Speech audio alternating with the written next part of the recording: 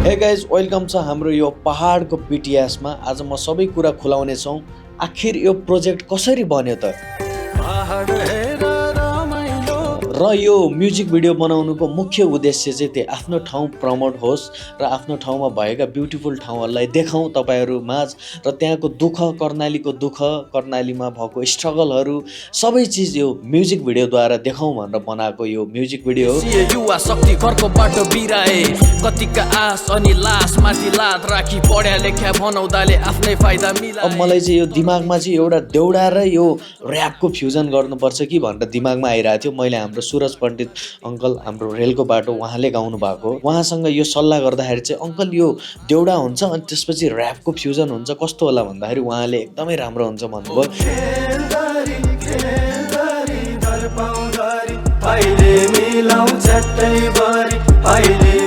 Shooting कसरी सुरु भयो? अब लोकेसन हेर्न जाउँ नि त पहिला भन्ने कुरो भयो। 4 जना हामी शैलेश दाई, उपजन, इवन म चाहिँ ल ठिक छ अब हामी लोकेसन हेर्न जाउँ नि त पहिला सुरुमा। सब बगाउँ न क्यामेरा स्यामेरा के छ सबै बगाउँ। इन केस त्यो राम्रो सिनहरू आइदियो भने एटलिस्ट सिनहरू भयो भने खिचौँ न भन्ने मेरो प्लान थियो होइन।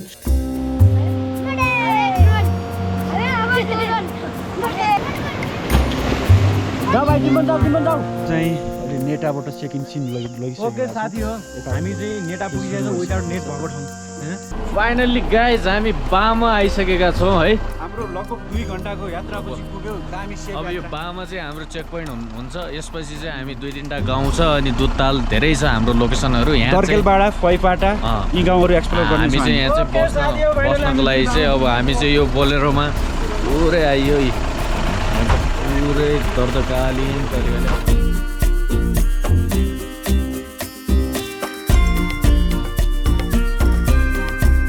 गाउँमा सबै मान्छेहरू अब खोज्नु पऱ्यो नि त। भोलि फेरि हामीलाई दुधताल जानलाई एकजना गाइडेन्स जस्तो हुन्छ नि, गाइड जस्तो मान्छे पनि चाहिएको थियो, बाटो साटो सिकाउने मान्छे चाहिएको थियो। त्यति बेला चाहिँ हाम्रो बाजे क्यारेक्टर जुन मेन क्यारेक्टर देख्नुहुन्छ उहाँ भेटिनु भयो। उहाँले म बाटो साटो सिकाइदिन्छु, म जान्छु तिमीहरूसँग भन्नुभयो। त्यसपछि चाहिँ अनि मैले यसो दिमागमा सोचेँ अब माथि जान फेरि टाइम लाग्छ, धेरै नै स्ट्रगल छ, त्यहाँ हामी खिचेरै आइदिउँ नि त, अब फेरि जानु नपरोस्, बरु गाउँको पछि हानौँला भन्ने भयो।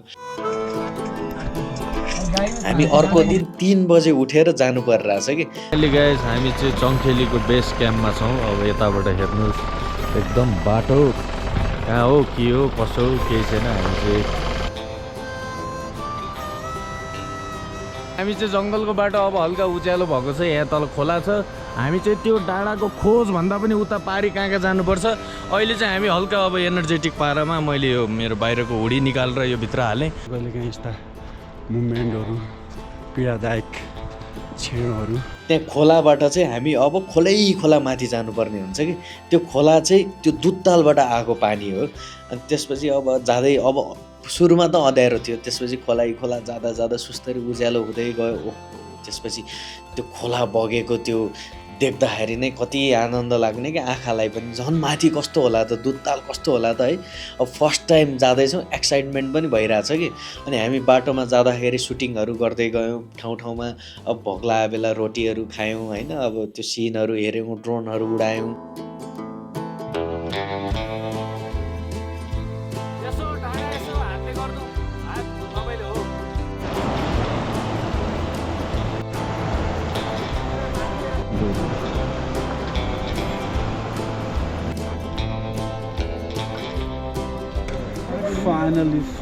फाइनली हामी चाहिँ दुधतालको एरियामा पुगिसकेका छौँ।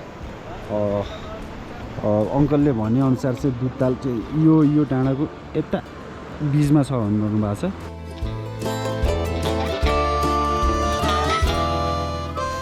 भुटपातमाथि भानीलाई धुप गर्नु पर्छ। ए के हो छैन त माथितिर हामीले अब कति टाढा छ भनेर दुधताल हेर्न खोजेको। त्यो यो माथिवाला सोचेको थियो नि त, त्यहाँ पनि रहन्छ त्यो डाँडा यो पर। अब त्यो उ छ त बुकिया आएको। बुकी भने कस्तो यो अब आया त नक यो कालो डाँडा पुरा बा नक गुड। त्यो कता दियो अब चाहिँ गमगढी चाहिँ उता त्यहाँ भयो। त्यो डाँडाबाट चाहिँ यस्तो हुँदै यहाँबाट यहाँ पुग्यौँ हामीहरू। पुग्नुपर्ने चाहिँ यो डाँडा पुगरी। अनि अनि फाइनल्ली हामी बिहान 3 बजे हिँडेको थियौँ 4 5 6 7 खिच्दा लगभग 11 बजे चाहिँ हामी ट्याक्क दुधतालमा पुग्यौँ होइन त।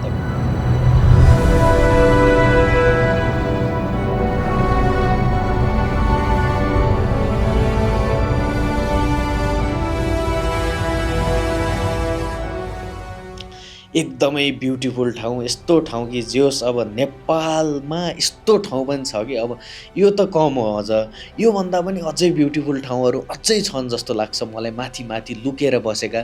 तर यहाँसम्म अब फाइनली मान्छेहरू हिँडेर जान सक्ने भएर चाहिँ बल्ल मान्छेहरूले यो रिसेन्टली चिन्न थाले हो है। अनि तपाईँहरूमा चाहिँ मैले म्युजिक भिडियोबाट द्वारा देखाइदिए हो। दुधतालमा टक्क लाएर अहिले हामी सानो पूजा पाठ गर्छौँ अनि त्यसपछि हामी फुटेजहरू लिन्छौँ।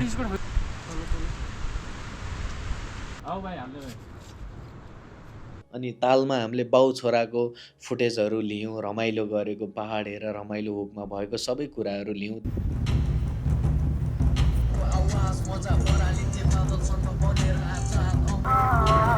यताउति डाँडा पाखा हेर्ने तिमी भाइ, यताउति डाँडा पाखा हेर, हामीलाई नहेर है।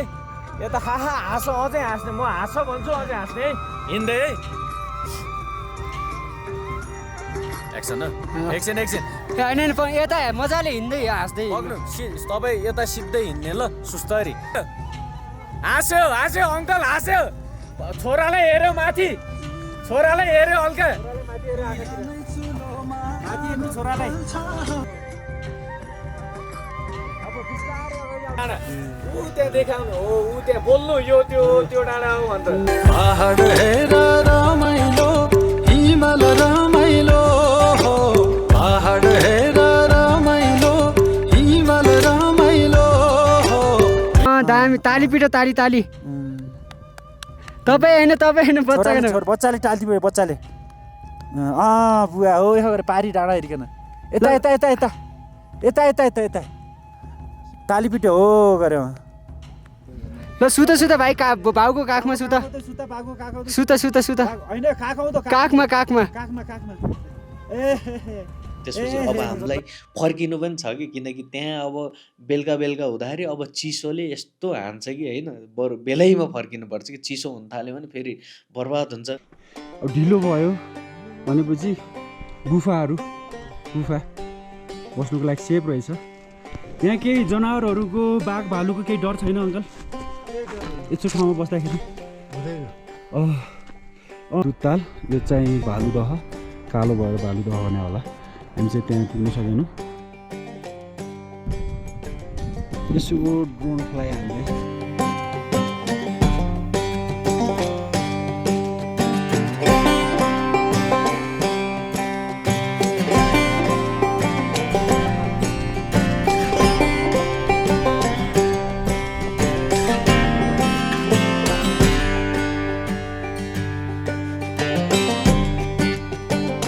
गाडी त पुगेको छ तर अझै त्यो ठाउँसम्म चाहिँ पुगेको छैन। अब रोडहरू त तल गाउँसम्म त लगभग छ, तर अझै त्यो ठाउँमा चाहिँ गाडी चाहिँ अझै पुगेको छैन। अब फर्किँदाखेरि यो अर्को आएको बाटोबाट चाहिँ फर्किँदैनौँ हामीहरू। यो चाहिँ यो 2 डाँडा क्रस गरिसकेपछि त्यसपछि हामी डाउन झर्छौँ। ओके फाइनल्ली गाइस त्यसपछि त यति उकालो चढियो म त बन्द गर क्यामेरा, थाकेर हुन्छ नि यो मुटु भकभक भएर दिमागमै सुनिरहेको छु कि यो मुटुको हार्टबिट कि अब त्यसलाई नै लेख लाग्नु भन्दो रहेछ होइन। अब पानी सानी पनि केही छैन, अब त्यही खोलाको पानी बोतलमा भर्ने पिउने, त्यसपछि रोटी सोटी हामीसँग जस्ट खाना भनेको रोटी चाउचु फ्रुटीहरू थियो त्यही खायौँ। त्यसपछि हिँड्ने 11 बजेबाट रातिको 10 बजेसम्म हिँडेको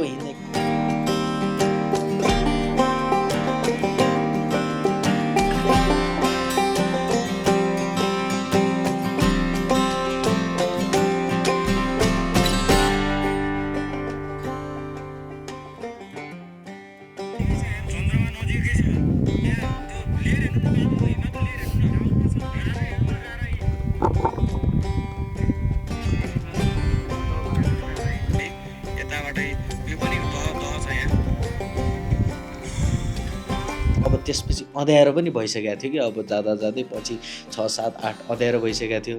अब होपफुल्ली त्यहाँ अब हाम्रो देउताले पनि हामीलाई सपोर्ट गर्नुभयो जस्तो लाग्यो होइन, किनकि एकदमै हामीलाई कुनै कुरामा कमी थिएन कि सब सहज भइरहेको थियो है, केही टेन्सन थिएन त्यस्तो, किनकि अब सबै कुरा मिलिरहेको जस्तो भइरहेको थियो।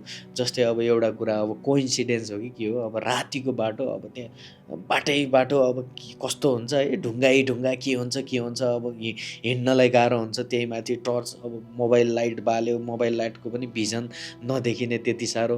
त्यो बेला चाहिँ अब राइट साइडबाट चाहिँ त्यो चन्द्रमाको लाइट पास सोर्स भइरहेको थियो कि अब हामीलाई हुन्छ नि एकदम थोरै भयो नि उज्यालो भइरहेको थियो कि त्यो चन्द्रमाले गर्दा होइन, किनकि त्यो भिर पाखा त्यहाँ त अब चिप्ल्यो कि कहाँ गयो जस्तो त्यस्तो बाटो तपाईँहरू देख्न सक्नुहुन्छ फुटेजहरू। त्यसपछि हामी फाइनल्ली हिँड्दै बल्ल तल्ला 9 बजेतिर 9-10 बजेतिर गाउँ आइपुग्यो। अनि त्यसपछि अब भोलिपल्ट अब सुते 10-11 बजीसम्म सुतिरहेको थियो। अनि उठेपछि चाहिँ डिसिजन के भयो भनेपछि चाहिँ अब किन जाने, अब 2-3 दिन बसेर गाउँको पनि सबै सर्ट सकाइदिउँ, अब फेरि किन आउने भन्ने भयो कि।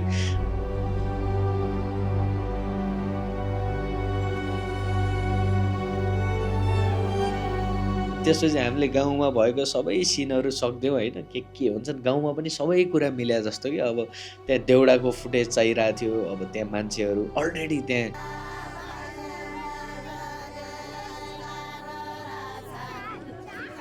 देउता पुज्ने यताउति भइरहेको रहेछ। त्यसमा चाहिँ देउडा खेल्नुहुन्छ कि हाम्रो सबै आमाहरूले देउडा खेल्नुहुन्छ।